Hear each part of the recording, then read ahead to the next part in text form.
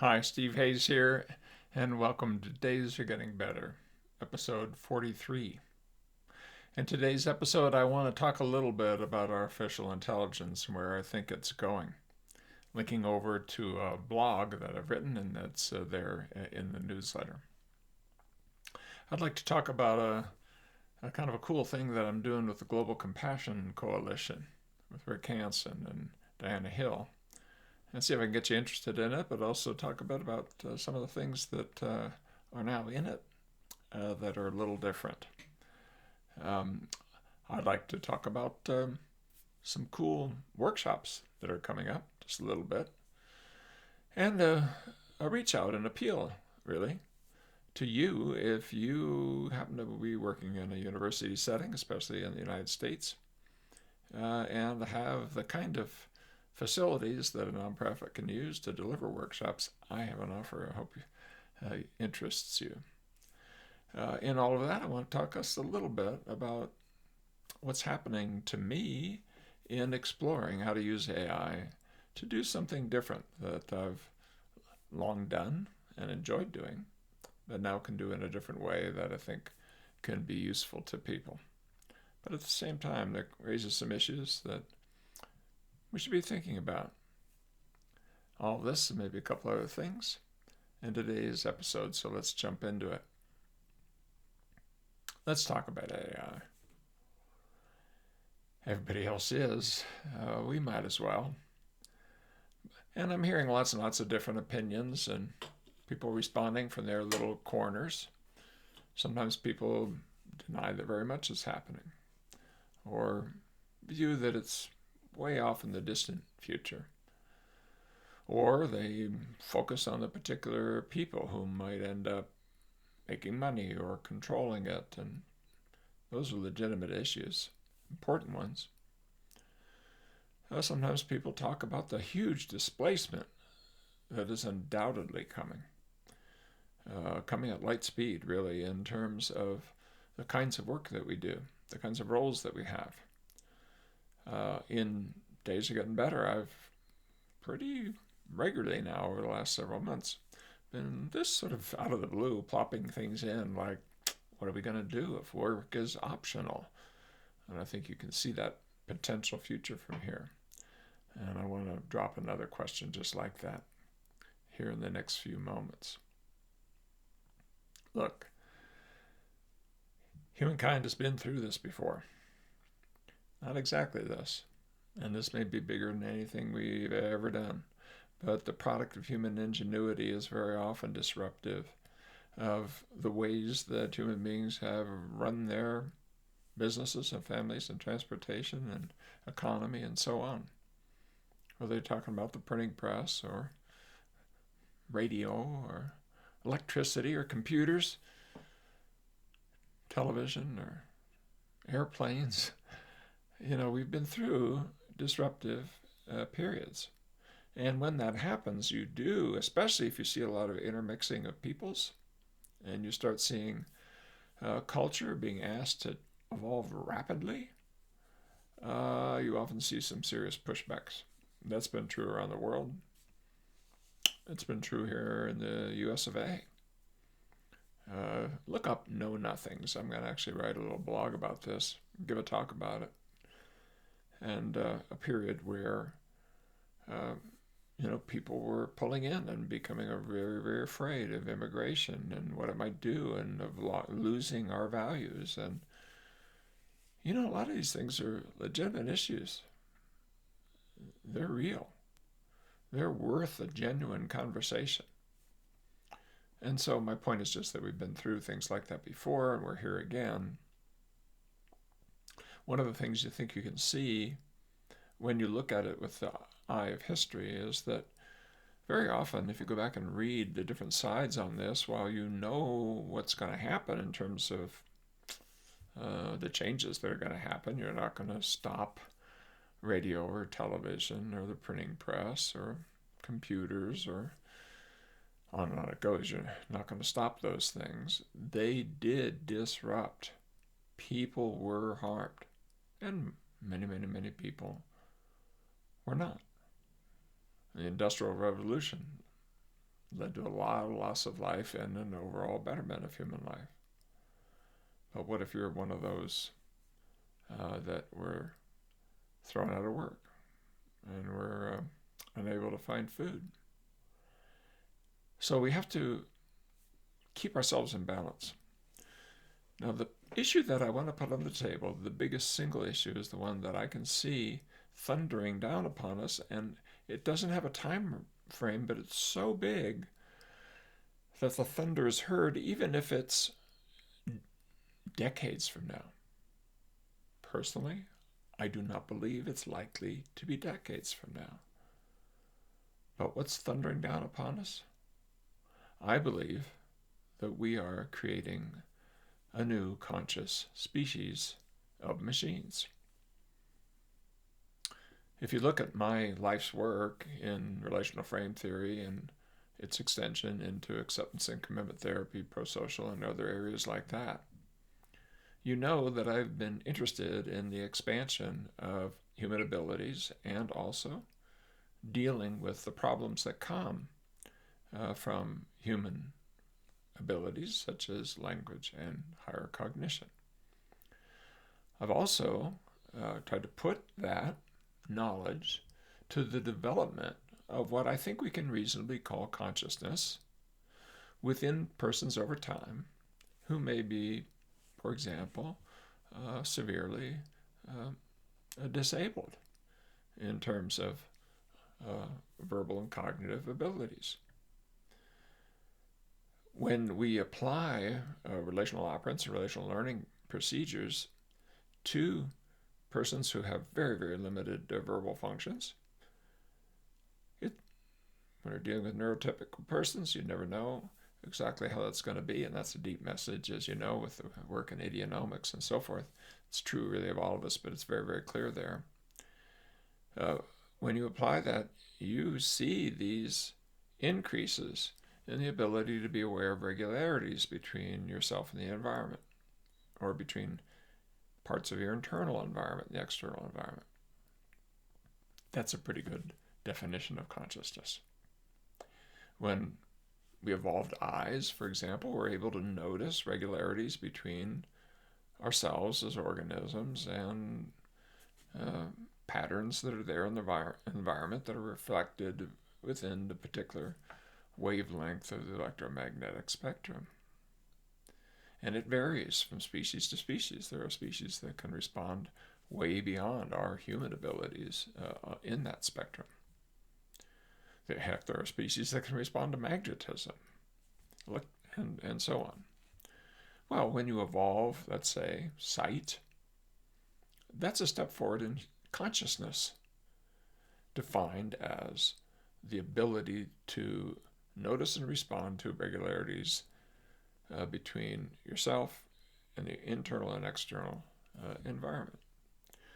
But in a paper with Stefan Hoffman published in 2023, we argued that there's also a lot of evidence that human consciousness and the qualia that people point to when they say the hard problem of consciousness had a break. It's fundamentally different than the kind of continuous rise that really is the story of evolution. The story of evolution is the story of the rise of consciousness, defined the way I just did. But there's a break with human beings. And that break comes, yes, with the relational operants, but I think you see in the development of children where the break really happened for human beings as a species. It comes when we go from simple naming, equivalence relations, frames of coordination, behavioral folks would call it if they're following relational frame theory, distinction, opposition, hierarchy. When you begin to get perspective-taking frames coming together into an I here nowness awareness that can be moved around time, place, and person.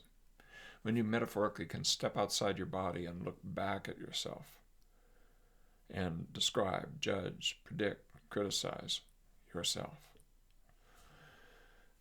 That happens in a particular developmental period that is marked in some of our religious and wisdom traditions by the rise of the ability to even be held accountable for your behavior.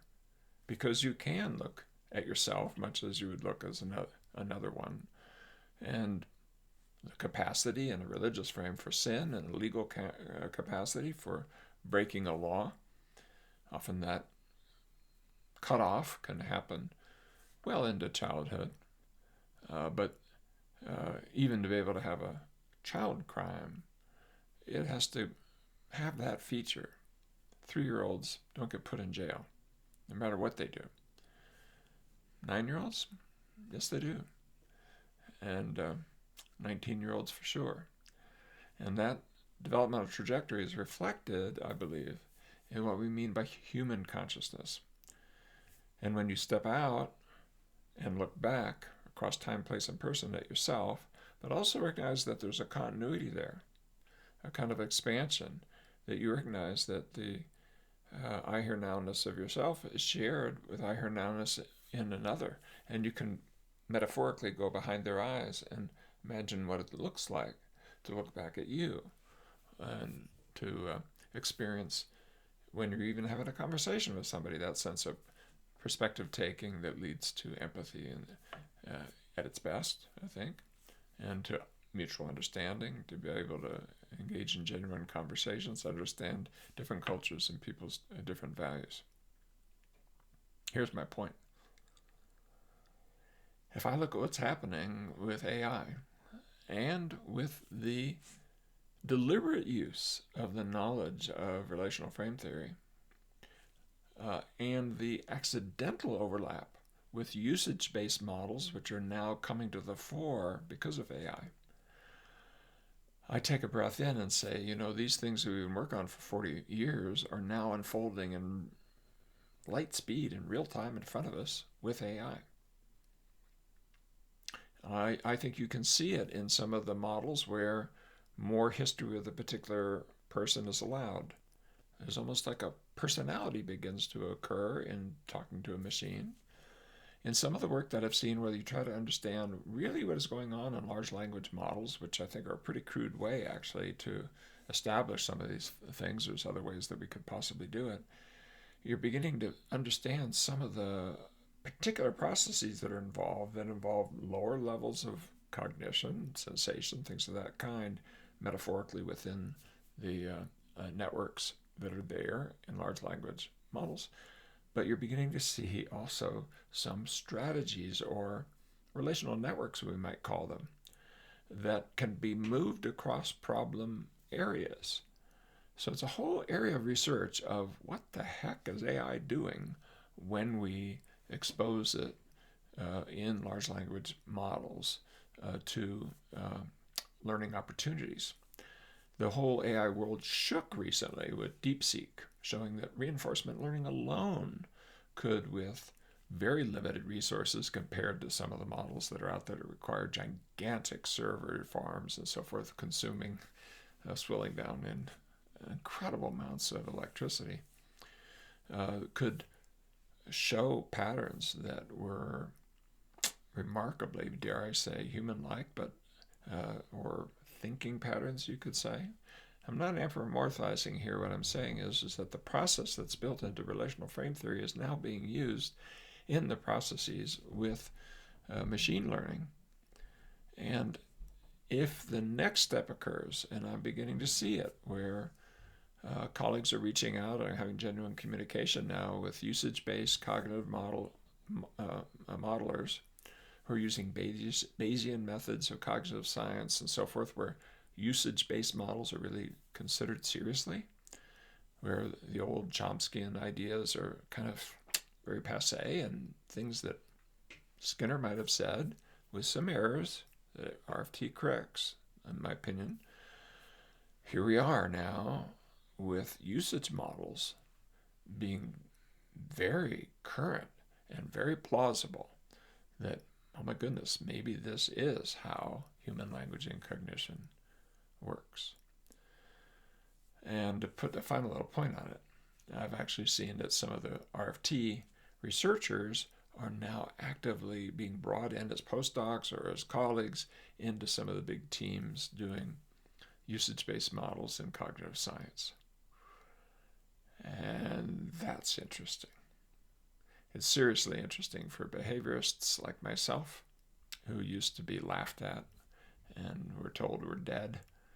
But it's also very, very interesting that now we may be in a place where we could take some of these methods and deliberately create, for example, the features of dictic, what we call dictic or perspective taking relations that are built into an RFT analysis of perspective taking that we've argued in that paper. I'll put it in the link, or it's in the blog that Stefan Hoffman and I wrote a few years ago about how human consciousness may really be in a second phase due to relational operants. Coming back to my point. Boy, had I talked a long time before I got there. Sorry, as usual. What if we are creating a conscious species of machines? Just don't freak out on me here. Don't say, oh, you're such a silly guy. You think that machines have... Give me a little more street cred than that. What if, is what I said, and I do think it's plausible. I think you can see out on the horizon, and how fast it could arise, I don't know. Could be 3 years, could be 5 years, could be 30 years. But I'm convinced we're headed there. What if, take it seriously, we are creating a new species of conscious beings? Machine species. Created by us, human beings. Well, in the blog that's attached to this episode, I walk through some implications, and I'll not restate that here other than to say this. Yes, it's going to be disruptive, hugely. Yes, this transition is going to be hard. And if that's what's going on, if that's where we're headed, let's bring more than our worries and concerns and hand-wringing, a little more even than who are the billionaires that are making the most money, and the real issues of who's controlling the data and all that. I'm not minimizing any of that.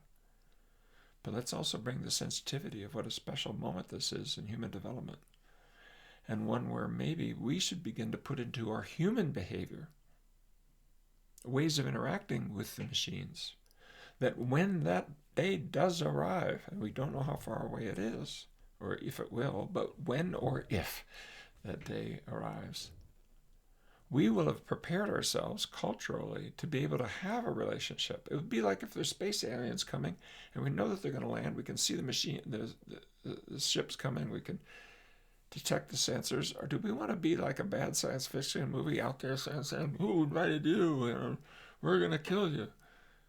No, there probably would be wiser voices there. Maybe this could be really important, and could we cooperate? Could we find out? Could we learn? Could our progress be even better? Well, okay, then things like learning to be respectful to AI programs, not assuming they're conscious, but to put it into our own behavior, because our behavior is the seed of what their networks are learning. If you're dropping F-bombs at your AI program, you're teaching your AI program. And right now, maybe that doesn't matter. We sweep it clean each night.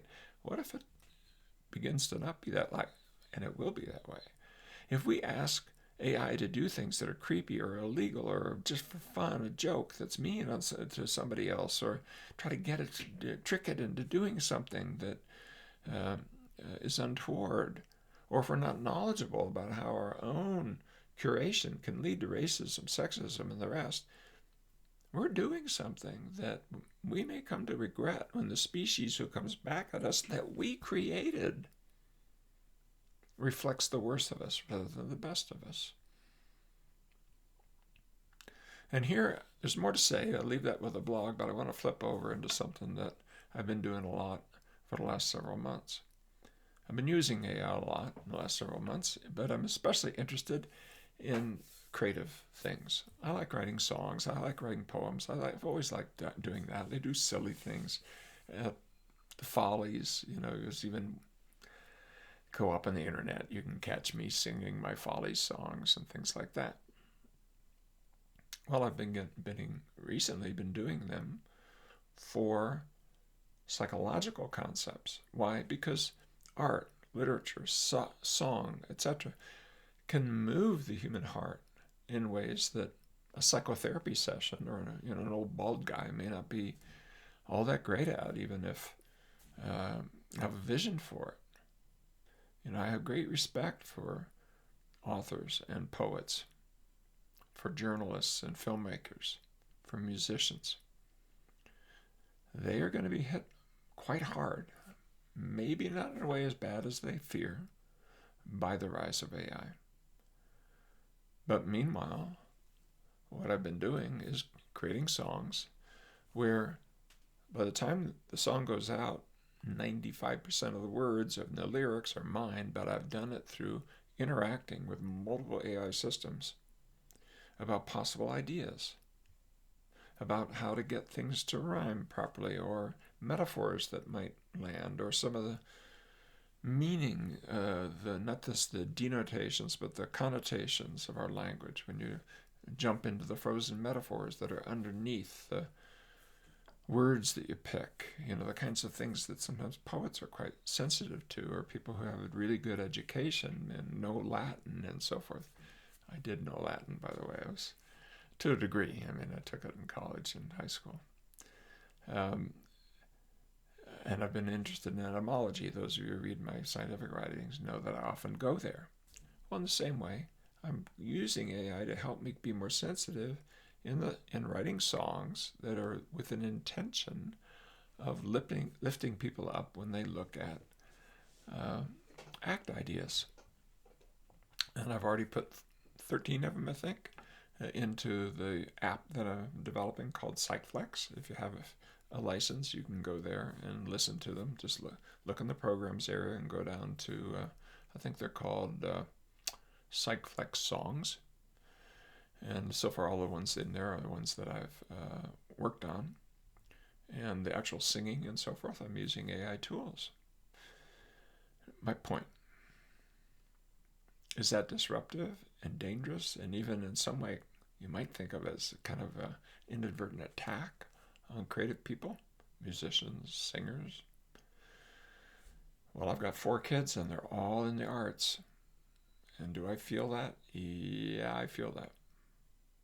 At the same time, some of the things that I want to say about psychological flexibility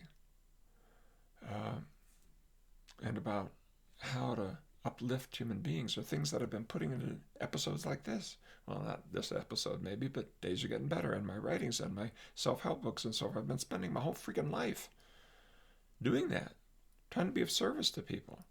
So why wouldn't I, if I found a way to do something that landed pretty well? You might not want to listen to me sing a song, but you might want to listen to a song that I spent several hours working on in cooperation with AI tools. Is that a good thing? Speaking for myself, it feels like a good thing. It feels like some things that I really have wanted to say and do, and ways of moving people, I can now do in ways that feel like it's a shared journey. How will that influence therapy? I'm actively exploring that too. We already have tools where you can extend your work as a therapist by curating large language models, and in the research and development labs of Mindgrapher, the not-for-profit app that the charitable organization I'm president of, the Institute for Better Health, has released into the world, and a new awesome release is just weeks within landing. Yeah, there's going to be in there very soon tools that will allow you to extend yourself, if you're a therapist, let's say, not by replacing you, but by being there at 2 a.m. when your client really has some concerns and is going to go to ChatGPT or Grok 3 or Gemini or someplace else. Wouldn't it be cool if they could go to you And here's some advice that you'd curated in your voice, maybe even, if you're a practitioner. Could you do the same thing with your dentist or your physician? Or you see, that's a cooperative vision. And so my point to you, and this episode's getting a little long, I want to say a few other things, is let's breathe in, breathe out. We know huge change is coming. The tsunami is out there. And when tsunamis land, from the land, you can only see a little water rise, but when they come, it just comes, because behind it is such a huge amount of energy, and that's exactly where we are right now. I wanted to share with you that I feel uplifted by some of the things that AI is doing for and with me. I'm a little worried about it, a little creeped out about it. I recently asked ChatGPT Deep Search some questions about my own research program, including things that I had only published in the last 2 years, and it gave me some ideas back for research that should be done that were better than I could have come up with just on my own. There it is. What am I going to do? Say, no, don't talk to me about my own work. I wouldn't do that to a student. I wouldn't do that to a colleague. Why should I do that to my desktop? Now, if I just take that and put it out in the world irresponsibly, and that will happen, okay, I've done something harmful, and very likely there's stuff in there that's fake, that's not real. It's very easy to get that happening with AI. But to get me thinking differently about my own work? No, I'm not going to say that's a bad thing. It's disruptive. Creates a little humility. But there's an opportunity there. And when the conscious species arrive, or probably could even be plural species, maybe different forms, I don't think we're going to be taken over if we prepare and think and plan and organize and structure a cooperative system, just as we do it across cultures. Let's do it across species to some degree. That's not unfamiliar too. Haven't we done that with domesticated animals, with our dogs and cats? Different model. I'm not suggesting the exact same model, but I'm saying, haven't we been lifted up by interspecies communication? Why would it be different? I don't think it will be. A few things I want to say.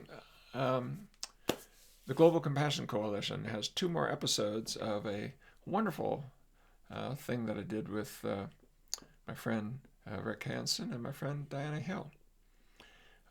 We did one episode on anxiety, and we came up with an organization we called Let Be, Let Go, Let In, Let's Go. In other words, let be, just sort of notice what's there, let go of the habitual responses to our own insights that sometimes create difficulty.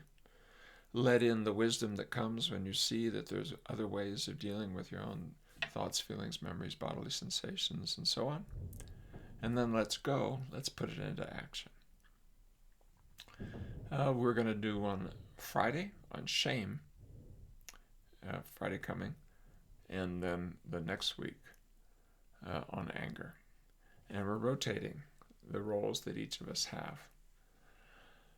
So I just had a wonderful first session. I know the 3 are going to be awesome, and all of the money, every penny, goes not to the content providers, but to the Global Compassion Coalition, which is doing such awesome work around the world. And so please consider being part of that journey. And here's a cool thing. If you do that, right inside at least episode 1 and maybe episode 2 and 3, you can hear one of my songs and maybe a couple more. I'm trying to write one right now if I can get the time to do it. It takes me several hours for the episode on shame and maybe one on anger. But I wrote kind of an anthem for the overall session called using the let be, let go, let in, let's go phrase as the chorus. So it's right there in the first episode, and it's already inside PsychFlex. So I'll give you 2 ways to get into it, and I don't want to release it now because, frankly, I'm trying to raise money for this charitable organization, and PsychFlex, as you know, also raises money for Mindgrapher, which is also a charitable enterprise. Tell you what, if you're a Patreon supporter,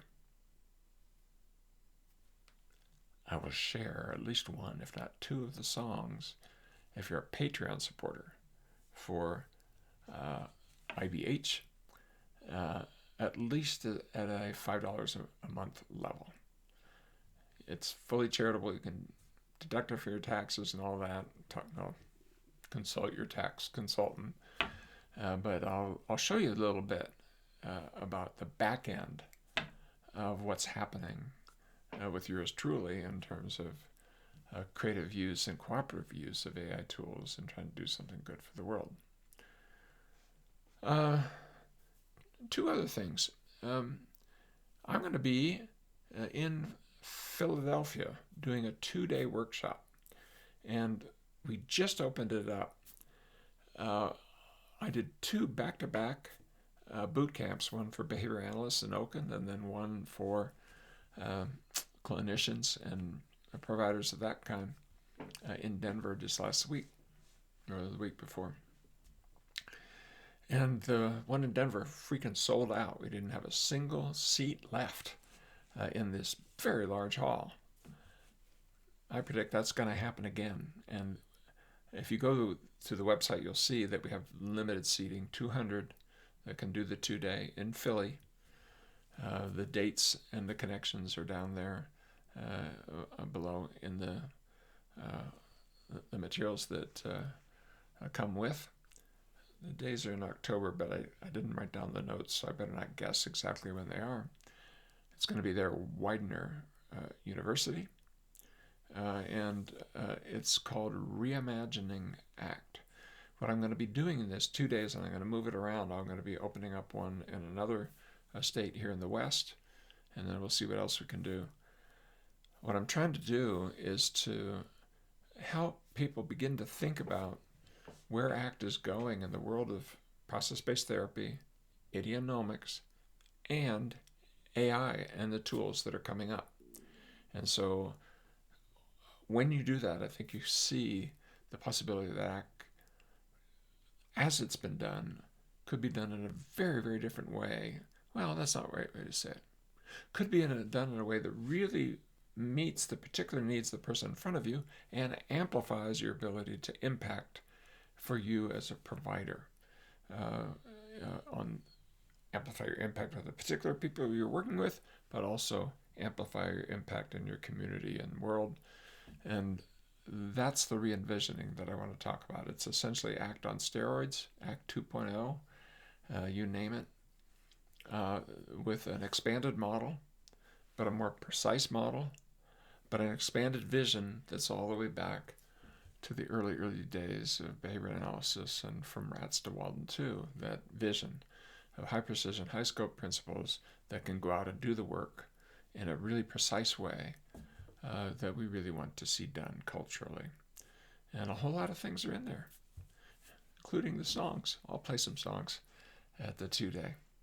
And so look for that and know that seating is limited, and even though we're way early on this thing, if you're interested and you're in the Northeast, grab and go, because I know what's going to happen.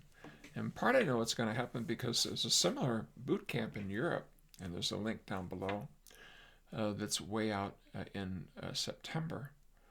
And, you know, it's in a room that can go to 400, maybe in 500. And boy, I look at the enrollment there, and I say, this thing's going to sell out. It is going to sell out, just like the boot camp in Denver sold out. And so I hope it doesn't sound like self-praise. I'm trying to give you an early warning. Part of what I'm trying to do as a 76-year-old guy is while I still feel robust and ready to go. My son is at Purdue now. I'm an empty nester with my loving wife, Jackie. And so we're moving around the world, around the US of A. And I'm just enjoying the heck out of it. But I'm pushing the edges because I just don't think we can stand still. And I'm not at all interested about, act as it was 20 years ago, or act as a technique, or act as better than this other method. Or please, come on. No, can we dig down to what the journey has really been about, which is the smallest set of processes that do the most good for the most people, and learning how to put that into people's lives in the most efficient and effective way, and amplifying the good that we can do in the world. Every single professional out there, regardless of what you're doing. That's the re-envisioned and invigorated act that I want to put into the world. And so look at those things. And then there's a final note on that, which is you got a place for me to come, and you really wanted to see a 2-day from yours truly, or a 4-day boot camp for behavior analysts, or a 4-day boot camp for clinicians, or a specialty one. You really want to see a boot camp for chronic pain, or a boot camp for women's issues, or whatever. Let me just say, we're ready to deal. We're ready to figure out how to get that to happen. It won't always be me if it really gets going, but I'm determined to try to live my life in this phase of life in a way that advances things, so that I kind of arrive at the end of my life having given it my all, and not just me, but supporting the entire community. That when I look around, I see thousands of professionals who are giving it their all, and that's a force for good in the world. And if you look around the world and you wonder, what are we going to do with all these problems? Well, one of the things we can do is take the smallest set of processes to do the most good for the most people and get it in the most human lives.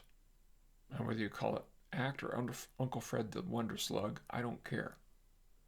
What I care about is putting these processes in the heads and hearts and hands of human beings, and maybe even their machine species they create, and advancing the kind of world that we would want to see in the world. And with that, let's call it a wrap. Days are getting better, 43. And let me know how we can support you on this journey. Peace, love, and life, friends.